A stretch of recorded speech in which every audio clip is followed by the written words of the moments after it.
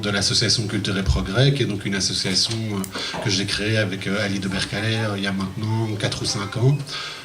Et l'idée en créant cette association, c'était en partie de pouvoir poursuivre une série de projets qu'on avait eu l'occasion de travailler quand moi j'étais au Parlement européen.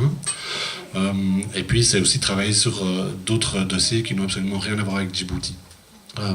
Mais donc vous connaissez l'engagement d'Ali de Bercalet pour Djibouti, alors du coup moi évidemment aussi avec ACP je me suis intéressé, j'ai rencontré pas mal de membres de la communauté, soit sur le terrain associatif, soit sur le terrain politique, et on a déjà eu l'occasion de faire une série de choses depuis 2008.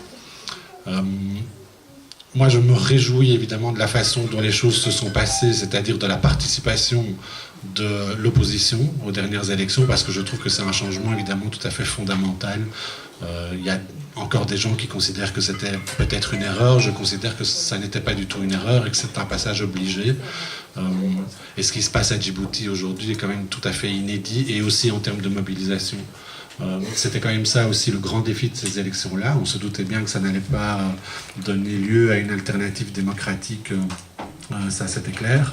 Mais par contre, ça a quand même permis, et ça permet jusqu'à aujourd'hui, de montrer à l'intérieur du pays et à l'extérieur que les Djiboutiens ne sont plus décidés à se laisser diriger dans le régime qui est au pouvoir depuis 36 ans.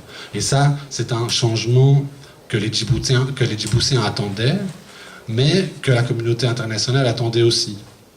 Parce que dans les contacts que nous on a depuis quelques années avec les différentes institutions, avec des fonctionnaires qui connaissent Djibouti, ce qui revenait très souvent, c'était que il y avait des gens dans certaines institutions, au niveau politique, qui étaient prêts à aider la population djiboutienne en quête d'un changement, mais cette aide ne pourrait passer que par une démonstration suffisamment impressionnante de ce que la rue souhaite vraiment ce changement.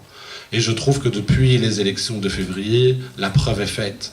Et donc maintenant, ça nous donne une force supplémentaire pour aller parler avec les représentants de la communauté internationale en leur disant, voilà, vous avez toujours exigé jusqu'à présent de montrer que la population était avec vous, que vous n'êtes pas juste quelques intellectuels ou quelques présidents de partis, hauts fonctionnaires qui ont envie d'un changement, d'une alternative. Non, il y a un peuple derrière les gens qui parlent au nom de Djibouti et de l'opposition djiboutienne depuis pas mal de temps.